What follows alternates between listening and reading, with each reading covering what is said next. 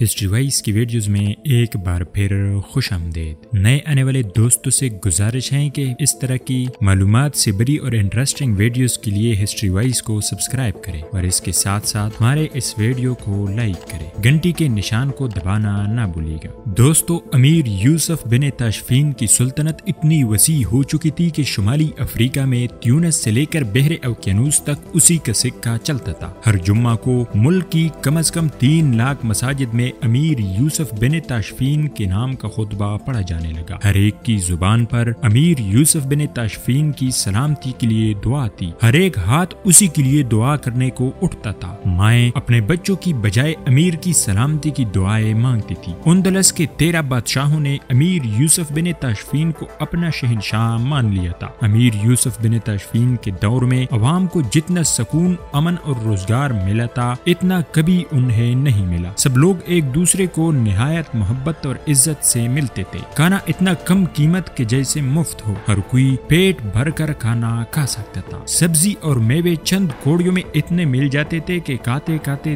دل بھر جاتا تھا، مگر وہ ختم نہیں ہوتے۔ دوستو، یوسف بن تاشفین مراکش کے جنوب میں صحرائی علاقے کا رہنے والا تھا، جس نے اپنے ساتھیوں کی مدد سے صحرائے اعظم اور اس کے جنوب میں خاندان مرابدین کی حکومت قائم کی اور بعد ازاں اسے اسپین تک پھیلا دیا۔ اس نے صحرائے اعظم میں رہنے والے نیم وحشی اور حبشی باشندوں سے کئی سال تک لڑائیاں کی اور اپنی حکومت دریائے سینیگال تک بڑھا دی تھی۔ یہ لوگ ان قبائل کے خلاف جہاد ہی نہیں کرتے تھے، بلکہ ان میں اسلام کی تبلیغ بھی کرتے تھے، اور اس طرح انہوں نے بے شمار بربروں اور حبشیوں کو مسلمان بنایا۔ تبلیغ کا یہ کام یوسف کے چچا عبداللہ بن یاسین کی نگرانی میں ہوتا تھا۔ انہوں نے اس مقصد کے لیے دریائے سینیگال کے ایک جزیرے میں ایک خانقاہ بنائی تھی۔ دوستو، شروع میں یوسف بن تاشفین اس کام میں اپنے چچا کے ساتھ تھا، لیکن بعد میں یوسف شمال کی طرف آ گیا اور یہاں فاس اور دوسرے شہر فتح کر کے کوہ اطلس کے دامن میں واقع شہر مراکش کی بنیاد ڈالی۔ اندلسی مسلمانوں کا وفد یوسف سے امداد لینے کے لیے اسی شہر مراکش میں آیا تھا۔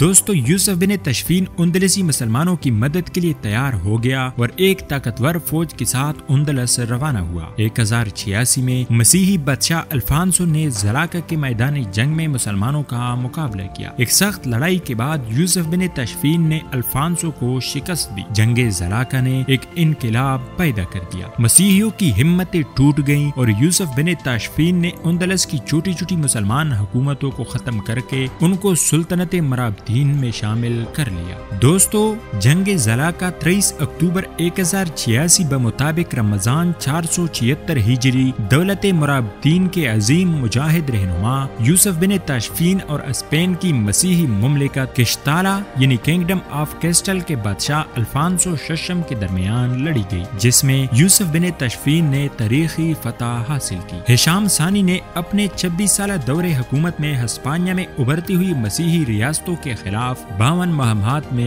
حصہ لیا اور کبھی بھی شکست نہیں کھائی، لیکن 1002 عیسوی اس کے انتقال کے بعد اسپین میں مسلمان حکومت کو زوال آ گیا اور وہ کئی حصوں میں تقسیم ہو گئی۔ دوستو، 1082 میں الفانسو ششم نے کشتالا سے اپنی تاریخی فتوحات کے سفر کا آغاز کر دیا۔ نااہل مسلم حکمرانوں میں اسے روکنے کی ہرگز صلاحیت نہیں تھی۔ 1085 میں اس نے بنو امیہ کے دور کے دارالحکومت تلیتلا پر قبضہ کر لیا۔ شہر کے عظیم بادشاہوں نے 5 سال تک مسیحیوں کے خلاف بھرپور مزاحمت کی، لیکن بالآخر ہمت ہار بیٹھے۔ الفانسو کا اگلا ہدف سرغوسا کی کمزور ریاست تھی۔ مسلم حکمرانوں کی اہلی کے مکمل ادراک کے بعد علماء نے شمال مغربی افریقہ میں دولت مرابدین کے امیر یوسف بن تاشفین سے رابطہ کر لیا اور ان سے اندلس کی ڈوبتی ہوئی مسلم ریاست کو بچانے کا مطالبہ کر دیا۔ دوستو، اشبیلا، غرناطہ اور بطلیوس کے قاضیوں نے یوسف سے مطالبہ کرتے ہوئے یہ شرط رکھی کہ وہ مقامی حکمرانوں کی خود مختاری برقرار رکھیں گے۔ یوسف نے تمام شرائط تسلیم کی، جس کے بدلے میں انہیں قلعہ قائم کرنے اور اپنی افواج کو منظم کرنے کے لیے ساحلی شہر الجزیرہ سے نوازا گیا۔ انتظامات مکمل کرنے کے بعد یوسف 12,000 فوجیوں کے ساتھ اشبیلا روانہ ہوا اور الجزیرہ کے قلعے میں 5,000 فوجیوں کو چھوڑ دیا۔ وہ 8 روز اشبیلیہ میں رہا اور اندلس کے حکمرانوں کی جانب سے فراہم کردہ فوجی دستوں دستوں کی ترتیب و تنظیم کرتا رہا۔ کل 20,000 افواج کے ساتھ یوسف شمال کی طرف روانہ ہوا، جہاں اس کا ٹکراؤ زلاکا کے میدان میں الفانسو ششم سے ہو گیا۔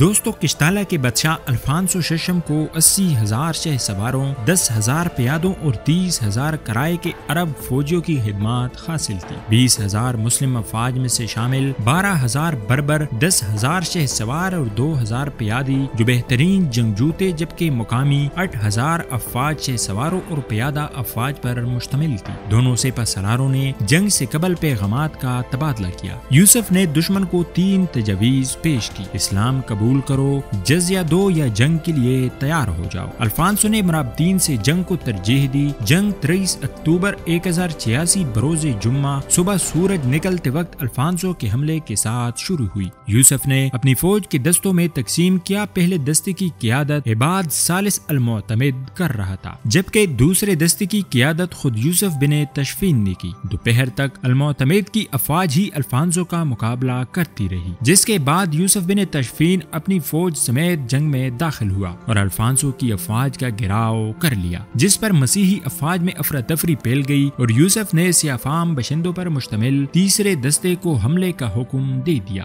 جس نے آخری و فیصلہ کن حملہ کرتے ہوئے جنگ کا فیصلہ مسلم افواج کے حق میں کر دیا۔ مسلمانوں کی فیصلہ کن فتح کا اندازہ اس بات سے لگایا جا سکتا ہے کہ 60,000 کے مسیحی لشکر میں سے 59,500 اس جنگ میں ہلاک ہو گئے، جبکہ الفانسو زندہ بچ گیا، تاہم اس کی ایک ٹانگ ضائع ہو گئی۔ اس میدان جنگ کو زلاکا کے نام سے پکارا جاتا ہے، جس کا مطلب ہے پھسلتا ہوا میدان، کیونکہ معرکے کے روز اس قدر خون بہا کہ افواج کو قدم جمانے میں مشکل ہونے لگی۔ مسیحی افواج اس جنگ کو بیٹل آف سگرجس کے نام سے یاد کرتے ہیں۔ اس تاریخی فتح کے نتیجے میں اگلے 300 سال تک اسپین میں مسلم حکومت موجود رہی۔ بصورت دیگر وہ 1492 کے بعد 1092 میں ہی ختم ہو جاتی۔ اس جنگ کو صلیبی جنگوں کے آغاز کی اہم ترین وجہ سمجھا جاتا ہے، کیونکہ اس میں شکست کے بعد ہی مسیحیوں نے مسلمانوں کے خلاف وسیع پیمانے پر جرحیت کے سلسلے کا آغاز شروع کیا۔ دوستو، یوسف بن تشفین نے 1061 سے 1107 تک حکومت کی۔ وہ بڑا نیک اور عادل حکمران تھا۔ اس کی زندگی بڑی سادہ تھی۔ تاریخ اسلام میں اس کی بڑی اہمیت ہے۔ صحرائے اعظم میں اسلام کی اشاعت اور اندلس میں مسیحی یلغار کو روکنے اس کی بہت بڑے کارنامے ہیں۔ شہر مراکش کی تعمیر بھی قابل فخر کارناموں میں شمار ہوتی ہے، کیونکہ اس طرح اس نے ایک نیم وحشی علاقے میں دارالحکومت قائم کر کے تہذیب اور علم کی بنیاد ڈالی۔ یوسف نے تقریباً 50 سال حکومت کی۔ اس کی قائم کی ہوئی سلطنت دولت مرابطین 1061 عیسوی تک 1147 عیسوی تک کہلاتی ہے۔ یوسف کے انتقال کے بعد یہ حکومت مزید 40 سال قائم رہی۔ اس کے بعد جن لوگوں کی حکومت ہوئی وہ موحدین کہلاتے تھے۔ امید ہے ہسٹری وائز کی آج کی یہ ویڈیو آپ لوگوں کو پسند آئی ہوگی۔ اس طرح کی دلچسپ اور معلوماتی ویڈیوز کے لیے ہسٹری وائز کو سبسکرائب کریں، اس ویڈیو کو لائک کریں اور ایک اچھا سا کمنٹ کریں۔ ملتے ہیں اگلی ویڈیو میں، تب تک کے لیے اللہ نگہبان۔